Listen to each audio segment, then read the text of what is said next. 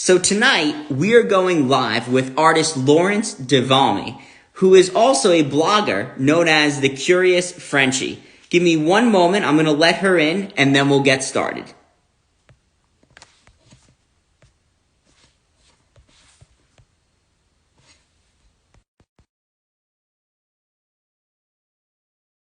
For those of you that are not familiar with the Art Basel and Beyond studio visits, there's really, and Hello. here's Laurence. Let's give the system a couple seconds to set. Sometimes it freezes. Okay. All right, perfect. So I was just telling the audience that with the studio visits, there's really primarily three things that we like to cover. Number one, of course, is the artist's background, what got them interested in the arts and made them ultimately decide to make that leap to become an artist. Number two, of course, is the inspiration behind an artist's work. And then number three is, of course, going to be showcasing that studio and your artwork. So, Laurence, thank you so much for joining. I'm thrilled to have you here with us tonight. Thank you for having me, and yeah, I'm very excited to share about art together. Perfect. Perfect. So, listen, before we jump in, can you show us some of your pieces just so folks could get a little bit of a sense of the type of artwork that you're creating? Sure. So my main series is a body of work, which are paintings, and they represent Instagram of the past. So what if Keith Haring had Instagram, for example, for this painting?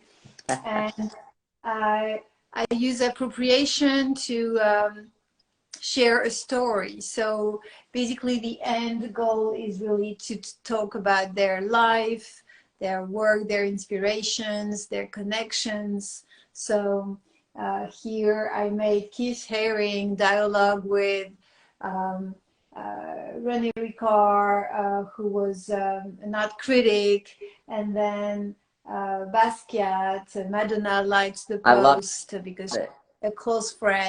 And so everything is fact-based. I based all these comments on my research, and that's how I create the stories. Fascinating. Okay.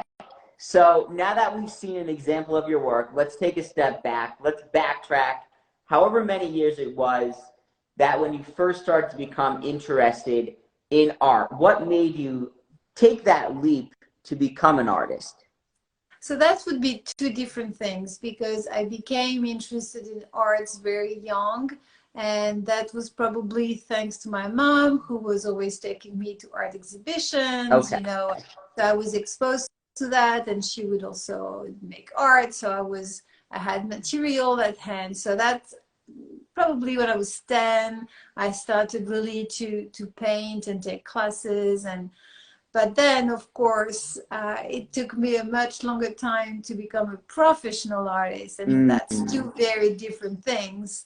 And so it's only in 2013, when I moved to the USA, that I decided to take the leap to dedicate myself to my artwork.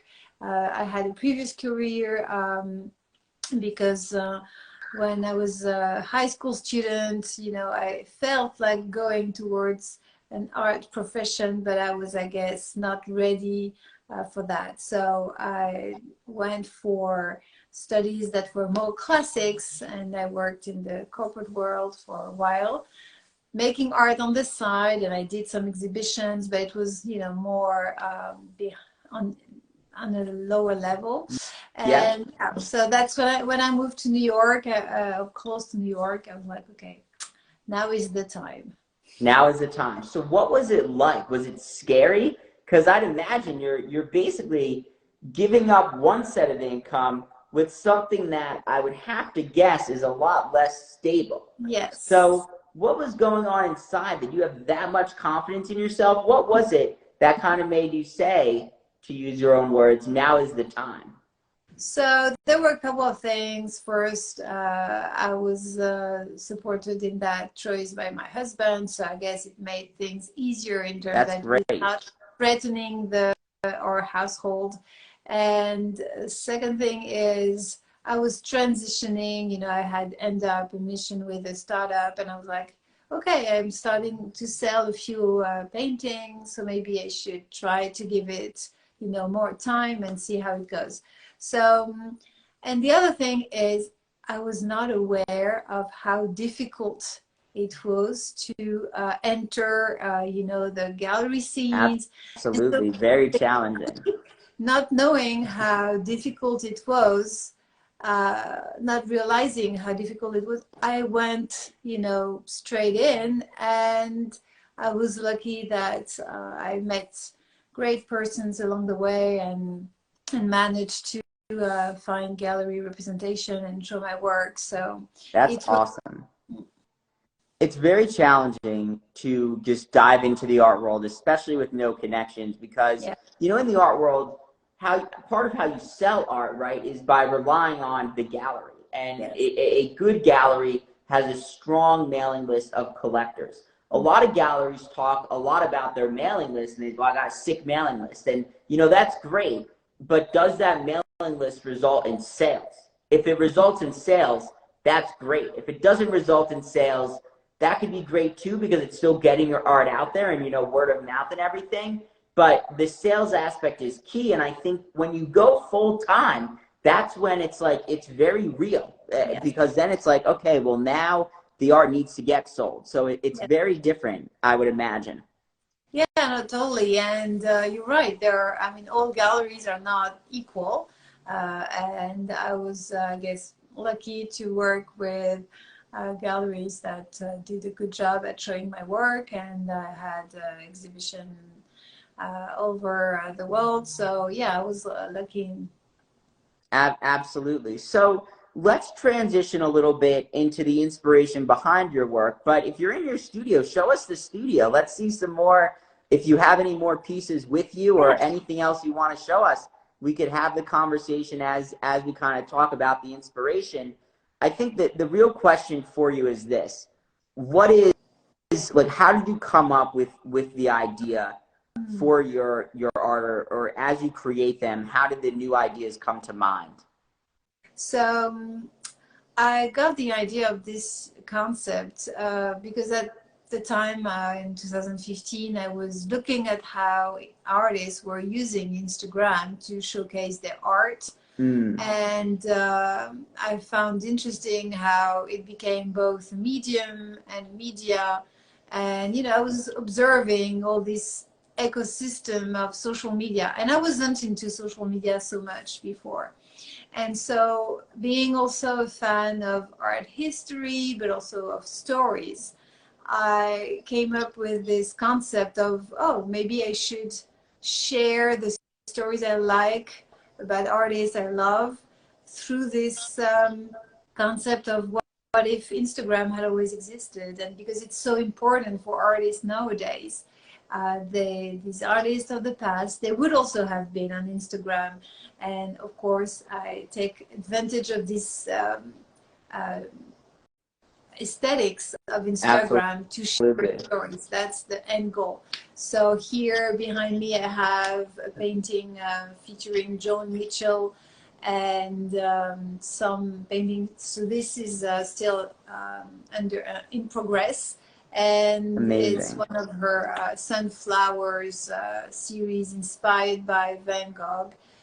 So that's one thing I like to highlight in my work is beyond the stories of each artist. I highlight the connections between artists, either because they are friends or because they've been inspired by each other's. In that case, Van Gogh and John Mitchell, but here Keith Haring and Basquiat because they were friends. So I like to show I love it. the connections that are not necessarily visible when you don't know too much about art. But it's, you know, and these connections are also what led me to build my career because you realize that people work with people. It's And so true. I Yeah. got connected with the galleries I work with thanks to friends or they saw my work either on Instagram or in person, and we connected in a way. So that's how it happened. It's all about the connections. You have to make a Basquiat and Warhol piece because I did. I Warhol was did.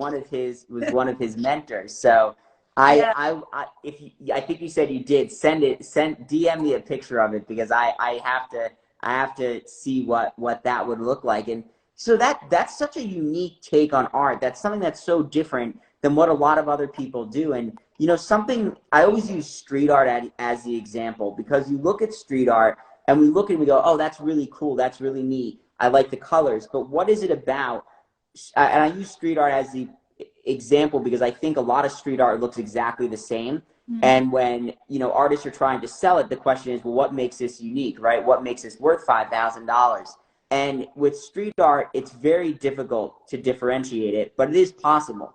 What I love about your work is that it's kind of, and it's not, genres and not the right word, but it's so unique, it's so different because of how you're blending things from the artist's lives that you don't necessarily even have to be familiar with their background to be able to piece it together. And I just think that's such a cool, unique take. Could you tell us a little bit more about the mediums that you use to create some of these pieces? Yeah. Sure. So I have a painting here that's a little bit smaller, so I can show it a little bit more. So that's a Murakami, and I use so I paint on canvas, and this is painted with acrylics. Yep. And the text is printed, so to have like a real smooth finish.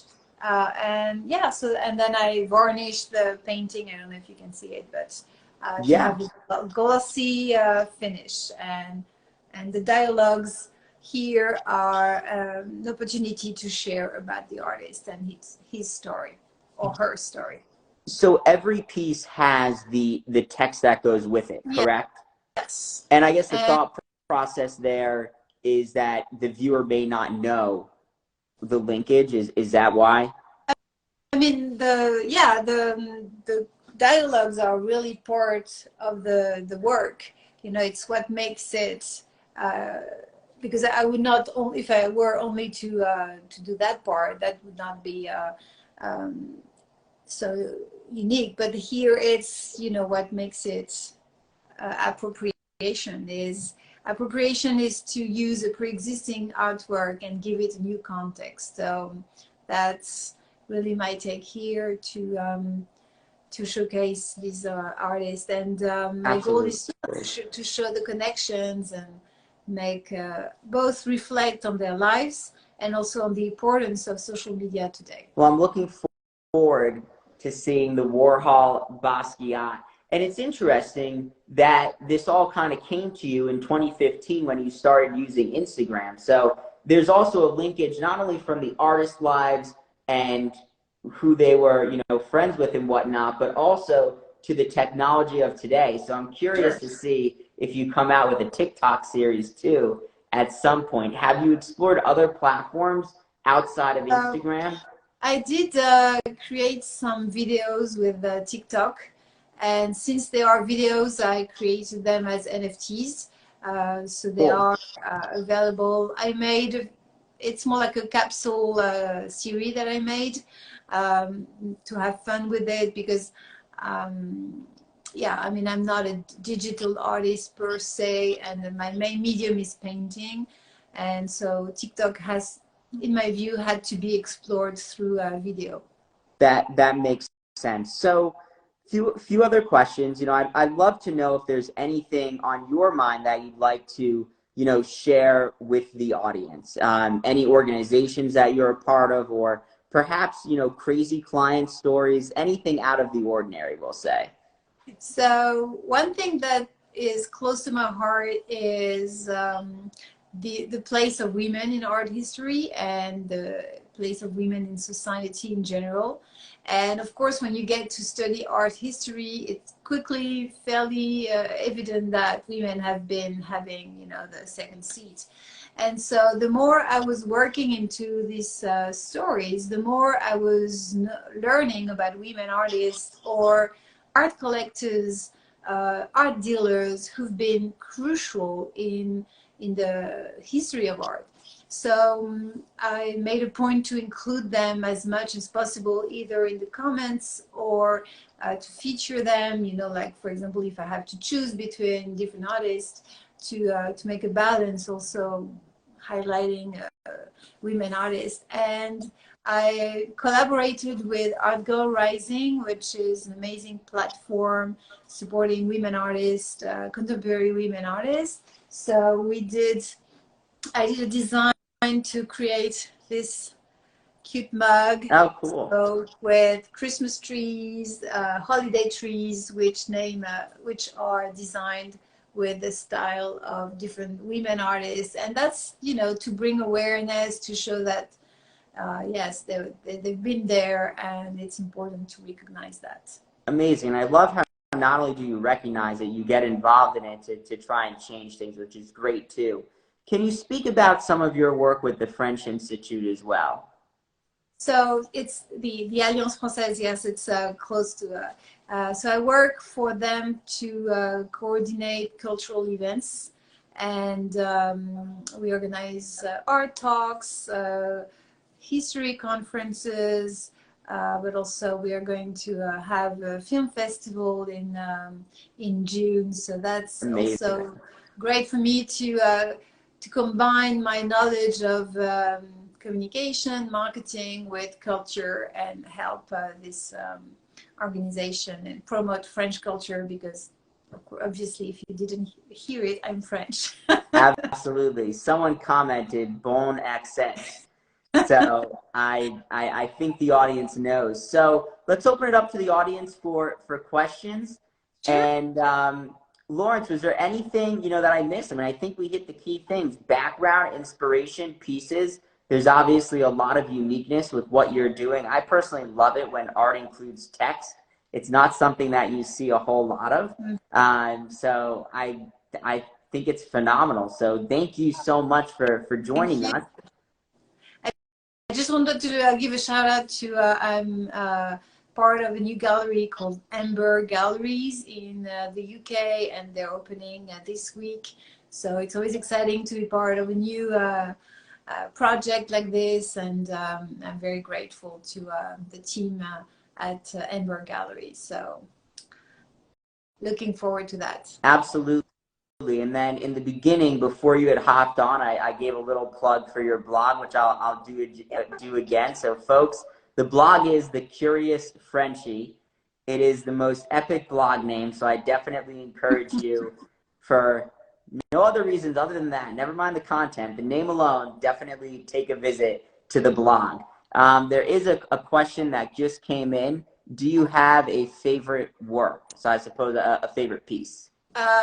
So I have mostly favorite artists, and they range from, and my favorite is David Hockney, I guess, of contemporary art. Amazing. Yeah.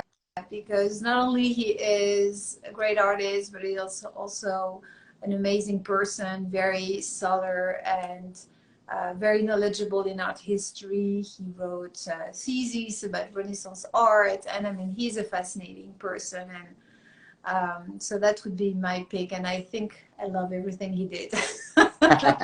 Well, I But also think he set some sales records this past yeah, year at the he did, Christie's yeah, auction too, and it's for his famous swimming pool painting. So for yeah, those of you that don't know, just type in Hockney swimming pool on Google, and you'll see it sold for yeah. probably more money than everyone on this live is worth, plus many tens of millions. Well, anyways, Laurence, thank you again. This has been a real pleasure speaking with you, Thank and you.